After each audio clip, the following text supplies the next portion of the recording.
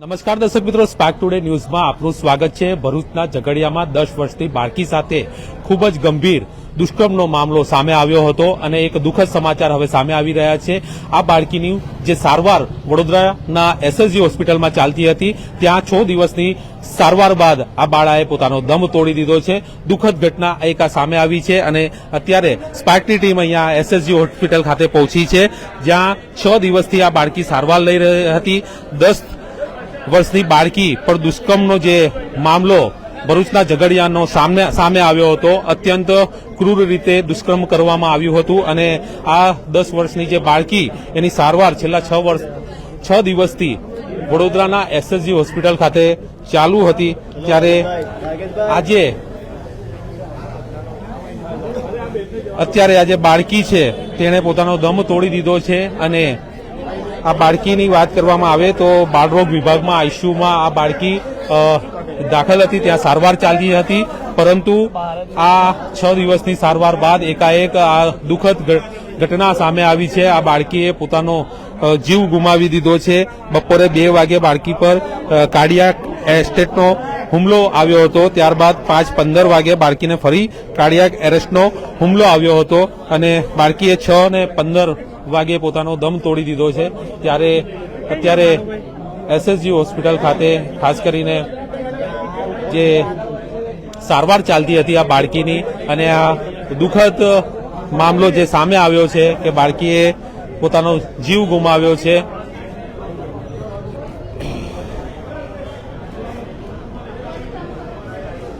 જે રીતે વાત કરવામાં આવે તો આ જે મામલો સામે આવ્યો હતો, ખૂબ જ શર્મસાર આ મામલો હતો અને આ મામલો સામે આવ્યા બાદ એના પડઘા ઘણા પડ્યા હતા અને એસએસજી હોસ્પિટલમાં પણ આ બાળકીને સારવાર અર્થે લાવવામાં આવી હતી અને 6 દિવસથી આ બાળકીની સારવાર અહીંયા ચાલતી હતી અને તમામ જે રાજકીય પક્ષના નેતાઓ હોય, તમામ જે સામાજિક કાર્યકર્તાઓ હોય, તમામ લોકો અહીંયા આવી અને બાળકીના ખબર અંતર લેતા હતા અને જે પરિવાર છે તેમને સાંત્વના આપતા હતા, પરંતુ એકાએક હવે જ્યારે આ ઘટના હવે સામે આવી છે, 6:15 વાગે આ બાળકીએ પોતાનો દમ તોડી દીધો છે, એટલે કહી શકાય કે આ એક ખૂબ જ શર્મસાર ઘટના છે આ અને આ બાળકીએ જીવ ગુમાવ્યો છે। બાળકીને પોસ્ટમોર્ટમ માટે લઈ જવામાં આવી છે અત્યારે તો, પરંતુ જે પોલીસ વિભાગ છે, સાથે સાથે જે હોસ્પિટલનું જે તંત્ર છે તે પણ ક્યાંક ને ક્યાંક તેમની પ્રતિક્રિયા અહીંયા આપશે અને તમામ જે મીડિયા પણ છે તે અહીંયા ઉપસ્થિત છે। જે રીતે વાત કરવામાં આવે તો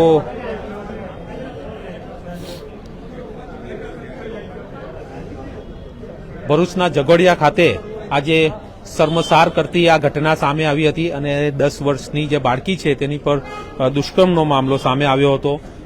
ત્યારે 6 દિવસની જે સારવાર ચાલતી હતી તેમાં બાળકીએ પોતાનો દમ તોડ્યો છે અને 6:15 કલાકે બાળકીએ અંતિમ શ્વાસ લીધા છે।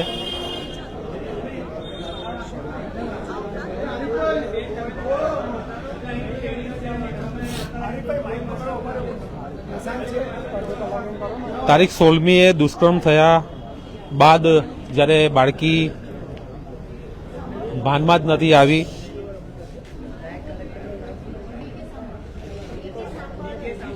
,180 કલાકની સારવાર એના પર કરવામાં આવી છે, ત્યારબાદ આ બાળકીએ પોતાનો જીવ ગુમાવ્યો છે।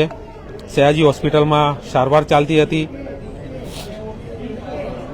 અને આ દુષ્કર્મના ગંભીર પ્રત્યાઘાત પણ પડ્યા છે।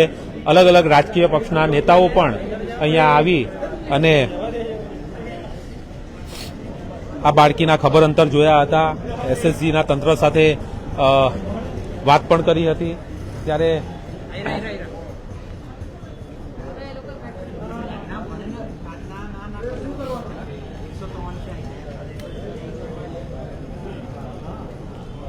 ઝારખંડના જે મંત્રી છે તે પણ અહીંયા આવ્યા હતા, અલગ અલગ રાજકીય પક્ષના નેતાઓ પણ આવ્યા હતા, ધારાસભ્યો પણ અહીંયા આવ્યા હતા અને બાળકીના ખબર અંતર પૂછી અને આ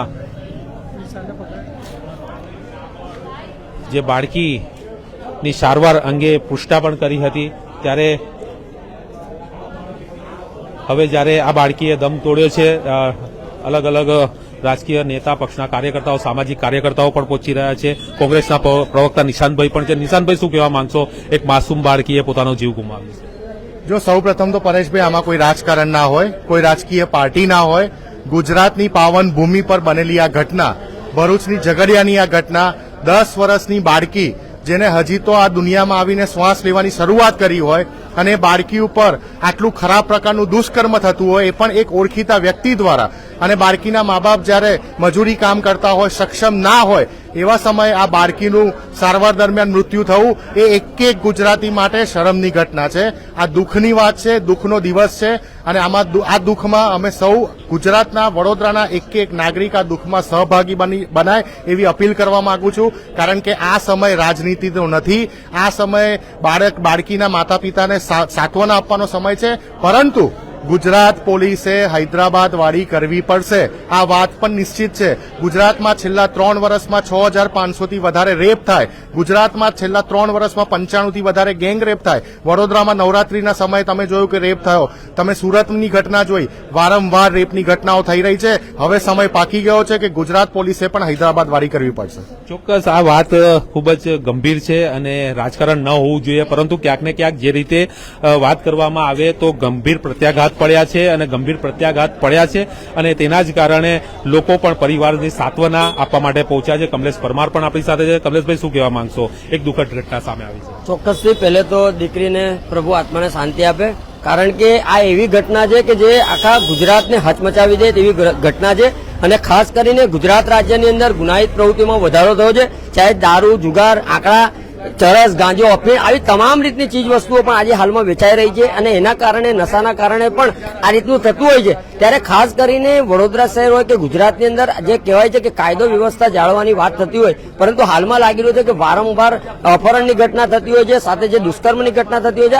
આ ખાસ કરીને ગુજરાત રાજ્ય માટે શોભા નથી આપતું, અને પોલીસ પ્રજાનું મિત્ર છે, પરંતુ પોલીસે હવે લાઠીનો પણ ઉપયોગ કરવો જોઈએ. કારણ કે હાલમાં તમે જો કે ગુનાહિત પ્રવૃત્તિમાં જયારે વધારો થતો હોય અને પોલીસ સ્ટેશનોમાં પણ ગુનાહિત પ્રવૃત્તિ ધરાવનાર લોકોને બધી જ રીતની સવલતો, સુવિધાઓ મળતી હોય, તેના કારણે લાગી રહ્યું છે કે હાલમાં આરોપીઓની સંખ્યામાં પણ વધારો થયો છે અને ગુનાહિત પ્રવૃત્તિમાં વધારો થયો છે. એટલે ખાસ કરીને ગુજરાત રાજ્યના પોલીસ વડાના માટે વિનંતી છે આપના ન્યૂઝના માધ્યમથી કે આવા કોઈ પણ ગુનાહિત પ્રવૃત્તિ કરનારા લોકો હોય તેમની સામે કડકમાં કડક સજાની જોગવાઈ કરવી જોઈએ. કારણ કે આ દુષ્કર્મ કરનાર, સાથે અપહરણ કરનારને, આવી જે ઘટનાઓ કરનારને લગભગ 10 વર્ષની સજા બાદ તે લોકોને છૂટા કરવામાં આવે છે. એટલે કાંઈક ને કાંઈક લાગી રહ્યું છે કે આવનારા દિવસોમાં એ રાક્ષસ ફરીથી છૂટીને બીજા ઉપર આ રીતનો હુમલો કરી શકે છે. એટલે આવા રાક્ષસોને તો હું તો એવું કહું છું કે ફાંસીના મચડા પર લટકાવી દેવો જોઈએ, સાથે સાથે કડકમાં કડક સજા થવી જોઈએ, જેથી કરીને આવું કૃત્ય બીજી વાર ન કરે અને આવું કૃત્ય બીજો વ્યક્તિ પણ ન કરે. કારણ કે આ નાની ભૂલકી જે દીકરી છે, આપણા દેશનું ભવિષ્ય છે, અને આપણા દીકરીઓ સાથે આવો જો અન્યાય થતો હોય આ સાચી ના લેવાય. એટલે ખાસ કરીને જે પણ જવાબદાર અધિકારીઓ છે તેઓને અમારી અપીલ છે, કોર્ટના જજને પણ અમારી અપીલ છે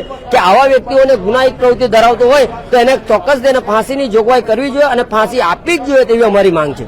ચોક્કસ ફાંસીની માંગ કરવામાં આવી રહી હતી. જે રીતે આ ઘટના ઘટી છે, શર્મસાર કરતી આ ઘટના છે, અને જે રીતે વાત કરવામાં આવે તો બાળકીએ પોતાનો જીવ ગુમાવ્યો છે, ત્યારે કોઈ પણ રાજકારણ ન હોવું જોઈએ. પરંતુ એક વાત ચોક્કસ છે કે આવા જે તત્વો છે, આ તત્વોને ઝેર કરવા જોઈએ, ફરીથી આવી ઘટના સામે ન આવે તે માટે પગલાં લેવા જોઈએ, અને કાયદાકીય રીતે જે પણ જલ્દીથી જલ્દી આનો નિર્ણય લઈ અને આવા તત્વો ફરીથી માથું ન ઉચકે તે બાબતનું ધ્યાન પોલીસ વિભાગે રાખવું જોઈએ. જે રીતે અહીંયા હવે વાત કરવામાં આવે તો આ બાળકી 6 દિવસથી સારવાર લઈ રહી હતી અને 180 કલાક ઉપરાંત એની પર સારવાર ચાલી છે. તમામ જે પગલાં લેવામાં આવે તે લેવામાં આવ્યા, પરંતુ બાળકીએ પોતાનો જીવ ગુમાવ્યો છે, અને જીવ ગુમાવ્યો છે એના જ કારણે ક્યાંક ને ક્યાંક આ ઘટના ખૂબ જ વખોડવા લાયક છે. કેમ કે 10 વર્ષની આ બાળકી અને એના પર જે દુષ્કર્મ થયું છે, અને ખૂબ જ ગંભીર રીતે આ બાળકી ઘાયલ પણ થઈ હતી, અને ત્યારબાદ સારવાર અહીંયા જે ચાલુ હતી, પરંતુ બાળકીએ જ્યારે પોતાનો જીવ ગુમાવ્યો છે ત્યારે પરિવારજનોને સાંત્વના પાઠે પ્રભુ તેવી અમારી પણ સ્પાર્ક ટુડે ન્યૂઝ દ્વારા પ્રાર્થના છે, અને કડકમાં કડક સજા થાય આ દુષ્કર્મીને એવી અમે બી એક અપીલ કરી રહ્યા છે. જે રીતે આ 6:15 કલાકે આ બાળકીએ પોતાનો જીવ ગુમાવ્યો છે, અને તેના જ કારણે અત્યારે તમામ જે હવે લોકો છે પરિવારને સાંત્વના આપવા માટે પણ અહીંયા એસએસજી હોસ્પિટલ ખાતે પહોંચી રહ્યા છે. એસએસજીનું જે હોસ્પિટલનું તંત્ર છે ક્યાંક ને ક્યાંક હજી પણ બહાર નથી આવી રહ્યું અને આ કઈ રીતે સારવાર ચાલી હતી, કઈ રીતે આ બાળકીનું મૃત્યુ થયું છે, આ બધા સવાલો છે અત્યારે. પરંતુ જે હોસ્પિટલનું તંત્ર છે એ ક્યાંક ને ક્યાંક હજુ પણ બહાર આવવાની વાર જોઈ રહ્યું છે.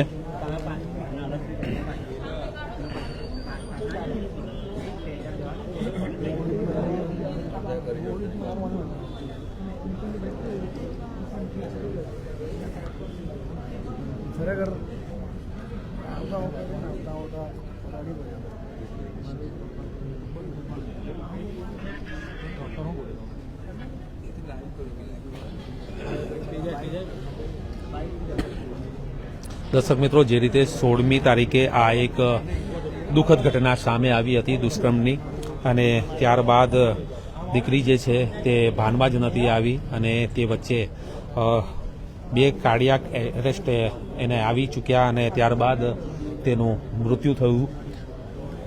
હવે શું હકીકત હતી, કઈ રીતની સારવાર ચાલતી હતી અને કઈ રીતે મૃત્યુ નીપજ્યું છે, આ તમામ જે સવાલો છે હોસ્પિટલના સત્તાધીશો પાસેથી જાણવા મળશે. પરંતુ અત્યારે હોસ્પિટલનું તંત્ર છે તે સામે નથી આવ્યું.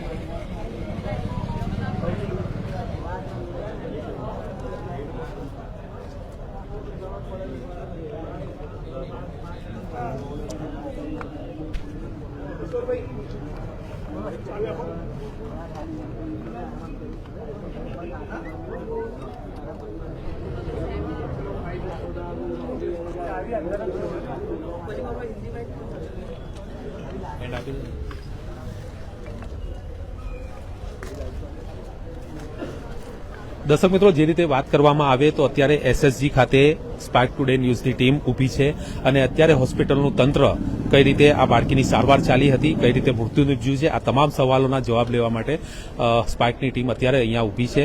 આગળ પણ જે સત્તાધીશો છે તેમની સાથે વાત કરીશું. પરંતુ આ એક દુઃખદ ઘટના જે સામે આવી છે એને લઈને ક્યાંક ને ક્યાંક ચોક્કસ ગંભીર પ્રત્યાઘાતો પડ્યા છે. તમામ જે સામાજિક કાર્યકર્તાઓ છે, લોકો છે, પરિવારને સાંત્વના આપવા માટે અહીંયા પહોંચી રહ્યા છે અને બાળકીને પોસ્ટમોર્ટમ માટે લઈ જવામાં આવી છે. હોસ્પિટલનું તંત્ર અત્યારે મિટિંગ કરી રહ્યું છે. ત્યારબાદ જાણીશું કે કઈ રીતે આ બાળકીનું મોત નીપજ્યું છે. જોડાયેલા રહેજો અમારી સાથે સ્પાર્ક ટુડે ન્યૂઝના માધ્યમથી. કેમેરામેન રાહુલ કપ્તાન સાથે Paresh Makwana, spark today news, Vadodara.